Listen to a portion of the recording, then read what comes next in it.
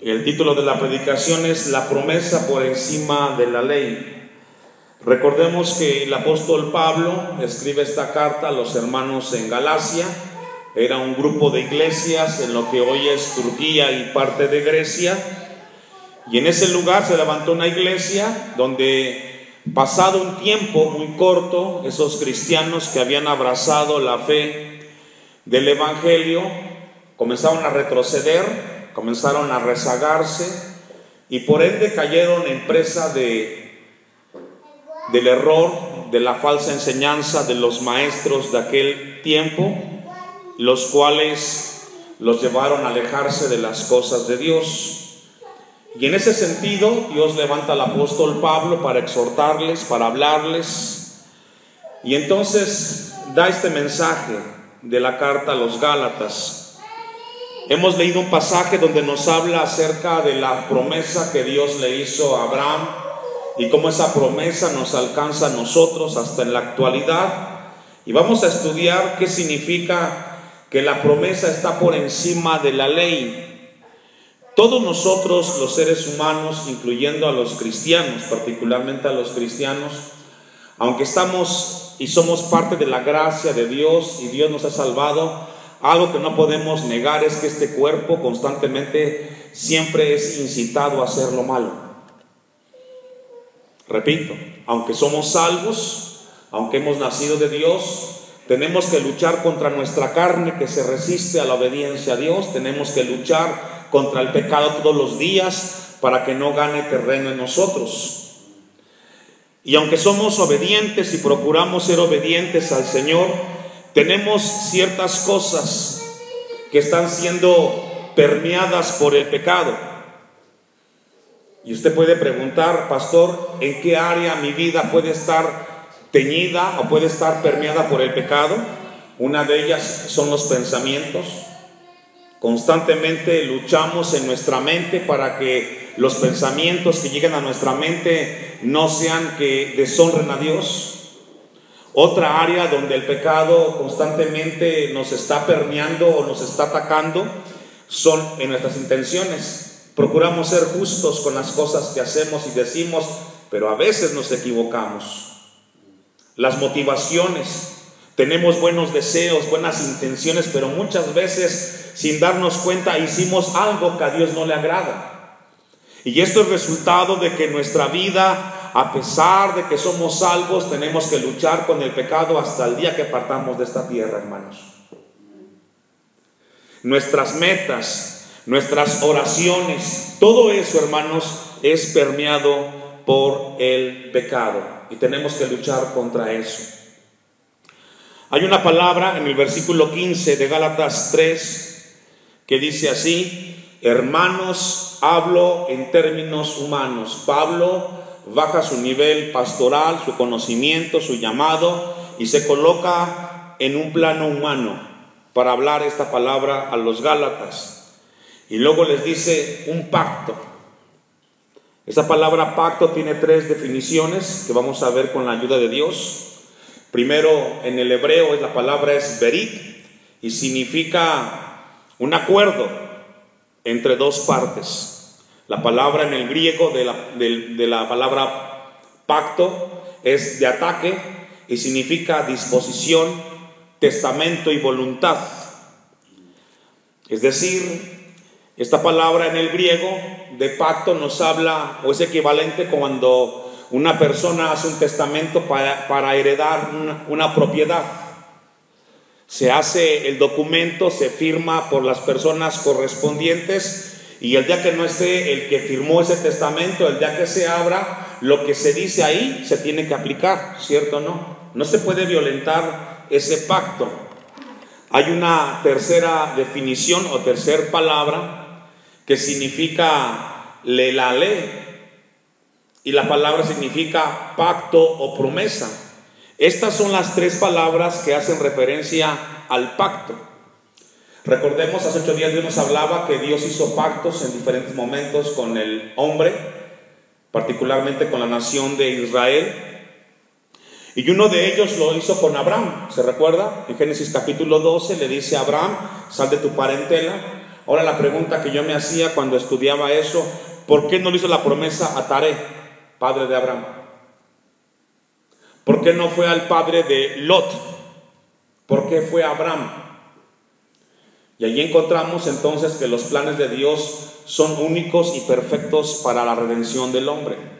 En Génesis 12 nos dice que fue Abraham al que le dijo: saldrás de tu parentela y te vas a dirigir hacia la tierra prometida, la que yo te diré. La tierra prometida tiene dos sentidos. Primero, tiene un sentido porque fue dada a los israelitas. Algunos la poseyeron, como Josué y Caleb. Pero tiene un sentido espiritual, y es a nosotros. La tierra prometida, ¿cuál es? La vida eterna. Josué capítulo 24, versículos 2 y 3. Libro de Josué, capítulo 24, versículos 2 y 3. Dios le ratifica ese pacto, ese acuerdo entre dos partes a Josué, y le dice: y dijo Josué a todo el pueblo: así dice Jehová, Dios de Israel, vuestros padres habitaron antiguamente al otro lado del río, esto es Taré, padre de Abraham y de Nacor, y servían a dioses extraños. Esa era la condición de Abraham, un pagano, ajeno a las promesas de Dios. Pero Dios tenía un plan con él, así como tiene un plan con usted, con su descendencia y con todos aquellos que hemos sido llamados en Cristo Jesús. Dios tiene un plan perfecto para cada uno de nosotros, como lo tuvo con Abraham, hermanos. Dice que tuvo esa atención Dios. Versículo 3: y yo tomé a vuestro padre Abraham del otro lado del río y lo traje por toda la tierra de Canaán. Fíjese, Abraham no buscó a Dios, Dios buscó a Abraham. Y dice que lo trajo por toda la tierra de Canaán. ¿Cuánto tiempo estuvo allí Israel en el desierto? 40 años. Estuvo 430 años en Egipto. Y en todo ese recorrido tenía un plan Dios con Israel. Y dice el libro de Josué: y aumenté su descendencia y la di a Isaac. Una vez que Dios se le apareció a Abraham, le hizo una promesa y Dios la cumplió, porque Dios es un Dios que cumple sus promesas. La Biblia entonces nos dice a nosotros que Dios cumplió la promesa que le hizo a Abraham. Ahora, ¿por qué Dios siempre cumple lo que promete? Dice Malaquías, no lo busque, 3:6, porque yo Jehová no cambio, por esto hijos de Jacob no habéis sido consumidos. Dios es un Dios inmutable. Lo que Dios dijo, eso lo va a cumplir, y tiene que alentarnos eso a nosotros en el Señor. Recordemos que lo que Dios había hecho era porque Él mismo es el Dios que no cambia, y su carácter nos ayuda a nosotros a caminar con Él. Hebreos capítulo 6, versículo 17. Es muy importante todo este recorrido para entender los versículos 15 en adelante del capítulo 3 de los Gálatas. Por lo cual, dice Hebreos 6, 17, queriendo Dios mostrar más abundantemente a los herederos de la promesa la inmutabilidad de su consejo, interpuso, ¿qué interpuso, hermanos? Un juramento.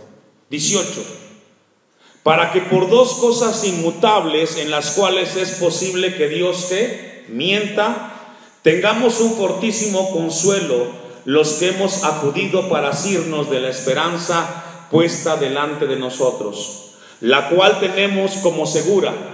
¿Qué tenemos seguro?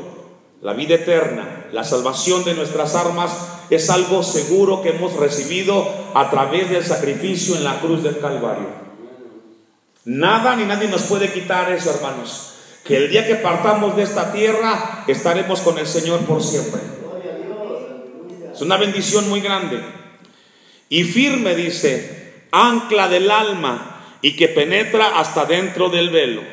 Dios quería mostrar en este versículo de Hebreos su inmutabilidad en sus propósitos. Que Dios es imposible que Él mienta, hermanos. Nosotros podemos fallar, pero Dios no falla, Dios no cambia, y Dios quiere que entendamos eso en su bendita y santa palabra, hermanos. Amén. Génesis capítulo 12, versículo 3. Vamos a ir a ver la promesa que Dios le hizo a Abraham y cómo fue. Y vamos a ver cómo tiene esa promesa, tiene dos sentidos. Ya dijimos, uno terrenal y uno espiritual.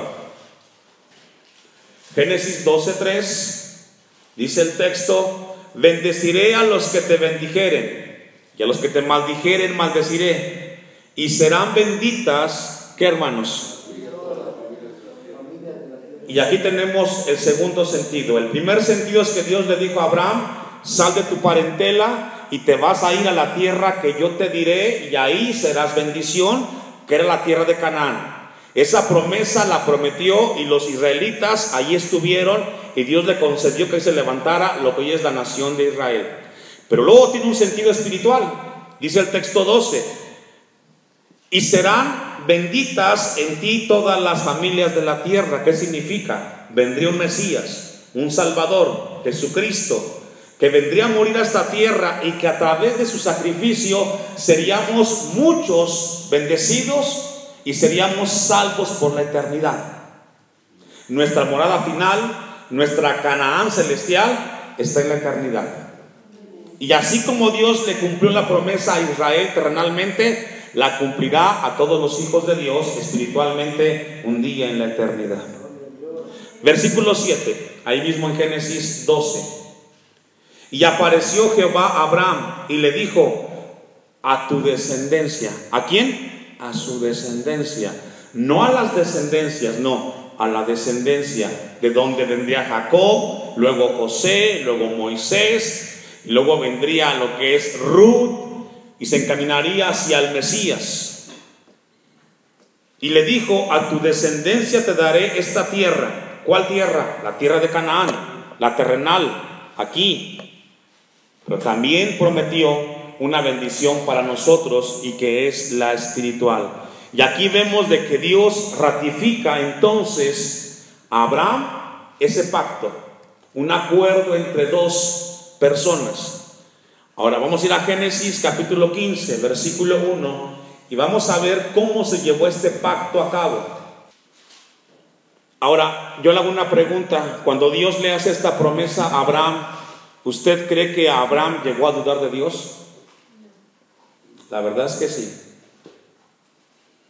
Usted y yo, hermanos, aunque estamos en Cristo Jesús, aunque caminamos, ¿cuántas veces no ha llegado a nuestras vidas la duda que lo que estamos haciendo realmente tiene sentido? Somos carne y somos frágiles. Cuando estamos enfermos, no nos queremos morir. Cuando tenemos problemas, pensamos que estamos solos y dudamos de Dios. Y déjeme decirle que Abraham también dudó de lo que Dios le prometió, y por eso Dios hizo un pacto. Y esto Dios quiere recordarlo esta tarde a nosotros, para que nos demos cuenta que a pesar de nuestras dudas, siempre Dios está para alentarnos. Versículo 1: después de estas cosas, ¿de qué cosas? De las cosas que Dios le prometió a Abraham, que le daría una descendencia, que tendría muchos hijos. Ahora, cuando Dios le hace esta promesa a Abraham, él casi era un anciano de 100 años. ¿Tenía hijos? No, era imposible que él tuviera un hijo a esa edad. Y allí es donde entraba la duda. Y podemos ver el ejemplo de Sara. Sara dudó. ¿Y qué hizo? Le pidió a la criada que se allegara a Abraham para que tuviera un hijo. Y ese es el resultado de la duda. Porque tanto Sara lo hizo como Abraham aceptó. Amén. Entonces, después de estas cosas, vino la palabra de Jehová a Abraham en visión, diciendo: no temas, Abraham. Ahí está. Tu temor, duda. Yo soy tu escudo y tu galardón será sobremanera grande. Y respondió Abraham: Señor Jehová, ¿qué me darás? Siendo así que ando sin hijo. Imagínense una promesa del Altísimo a un hombre, a una mujer, ancianos que no tienen hijos. Y el mayordomo de mi casa es un damaseno, Eliezer. Dijo también Abraham: mira que no me has dado prole o hijos, y he aquí que será mi heredero un esclavo nacido en mi casa, porque estaba viendo las cosas terrenalmente. Luego vino a él palabra de Jehová, Abraham, diciendo: no te heredaré es decir, no será Eliezer, sino un hijo tuyo será el que te heredará. Era imposible que esto sucediera humanamente, repito. Y lo llevó fuera y le dijo: mira ahora los cielos y cuenta las estrellas, si las puedes contar. Y le dijo: así será tu descendencia. Y esta escena debió haber sido impactante, hermanos. Porque imagínense, Dios hablándole de algo imposible humanamente a Abraham. Dios dándole una promesa que no era fácil creerla. Es como usted y yo, hoy Dios nos habla de la vida eterna. Para muchos es una locura la vida eterna. Pero para usted y para mí hemos creído como Abraham creyó a la promesa del Altísimo. Y dice la Biblia entonces en el versículo 6, ¿qué sucedió? Y creyó a Jehová. ¿Quién creyó? Abraham. Y le fue contado por justicia. Y cada vez que un hombre y una mujer de esta tierra le cree a Dios, es contado por justicia. Hemos creído que los martes en este lugar Dios nos habla. Y por eso hacemos lo que hacemos. Y sacrificamos tiempo, esfuerzo, dinero, porque sabemos que aquí Dios habla a sus hijos. No es tiempo mal invertido. Y dice la Biblia entonces que Abraham creyó a Jehová y le fue contado por justicia. Y le dijo: yo soy Jehová que te saqué de Ur de los Caldeos para darte a heredar esta tierra. Y él respondió: Señor Jehová, ¿en qué conoceré que la he de heredar? Y luego viene aquí una señal que Dios le da. Y le dijo: traedme una becerra de 3 años, y una cabra de 3 años, y un carnero de 3 años, y una tórtola también, y un palomino, sacrificios. Y tomó él todo esto, Abraham, ¿y qué hizo? Y los partió a la mitad, y puso cada mitad uno frente a de la otra. ¿Y qué pasó al final? Mas no partió las aves. 2 preguntas: ¿por qué esto, pastor? ¿Y cuál es el sentido, el mensaje de este sacrificio? En la antigüedad, en el tiempo de Abraham, para hacer un pacto consistía de colocar los animales sacrificados ya muertos sobre una mesa y los partían a la mitad para allá y la mitad para acá. El pacto consistía que entonces las 2 partes pasaría primero uno entre las 2 mitades, pasaba la otra persona por las 2 mitades. Y el pacto consistía que el que no respetara lo que ahí se dijo, le pasaría lo mismo que el animal que estaba ahí sacrificado. Eso implicaba lo que Abraham había hecho aquí. No solamente era hacer las cosas porque Dios decía, sino que Dios le decía: si tú no cumples lo que dices, te pasará como el sacrificio, serás cortado en 2 porque no cumpliste tu promesa. Ahora la pregunta que surge: ¿quién ha cumplido a cabalidad los 10 mandamientos? Nadie. Ahora la pregunta que surge es: ¿por qué no cortó los palominos o las aves? Dice el versículo 10. Y vamos a explicarlo más adelante con la ayuda de Dios. Vamos un poquito adelante. Versículo 15. Y tú vendrás a tus padres en paz, le dice Dios a Abraham, y serás sepultado en buena vejez, y en la 4ª generación volverá acá, porque aún no ha llegado a su colmo la maldad del amorreo hasta aquí. Y sucedió que puesto el sol y ya oscurecido, se veía en horno humeando una antorcha de fuego que pasaba entre los animales divididos. ¿Qué significaba? Que el sacrificio fue aceptado. Ahora, la pregunta que surge cuando yo leía esto, cuando Dios le dice a Abraham que haga el sacrificio, después Dios le pide a Abraham, o le da la indicación a Abraham, que él durmiera. Y Abraham estaba dormido cuando el sacrificio es aceptado. La pregunta entonces: ¿con quién hizo Dios ese pacto? La respuesta fue con Él mismo. El mismo Dios hizo un pacto, sabiendo que el hombre no sería capaz de cumplirlo, y que para pagar ese pacto, el que no cumpliera, que era el hombre, tendría que mandar a un redentor, y este sería Jesucristo. Por eso es que fue Cristo a la cruz del Calvario y pagó lo que no pudimos cumplir nosotros a cabalidad, que era guardar la palabra de Dios. y Él llevó nuestros pecados, hermanos. Romanos capítulo 2, versículo 28. Es por ello que usted y yo nos debemos en gran manera o en totalidad al mensaje de redención de Jesucristo. El apóstol Pablo explica un poco esto en Romanos 2, 28. Pues no es judío el que lo es exteriormente, ni es la circuncisión la que hace exteriormente la carne, sino que es judío el que lo es ¿en dónde? En lo interior. ¿Qué significa? No es cristiano el que va a una iglesia, es cristiano el que ha nacido de Dios, el que vive para Dios. Porque, hermanos, todos los que poseyeron la tierra prometida, la Canaán, ¿murieron? La respuesta es sí. Los que vamos a poseer la vida eterna, vamos a vivir por la eternidad siempre con nuestro Señor Jesucristo. Y esto es lo que la palabra de Dios nos dice en Romanos capítulo 2, versículo 28.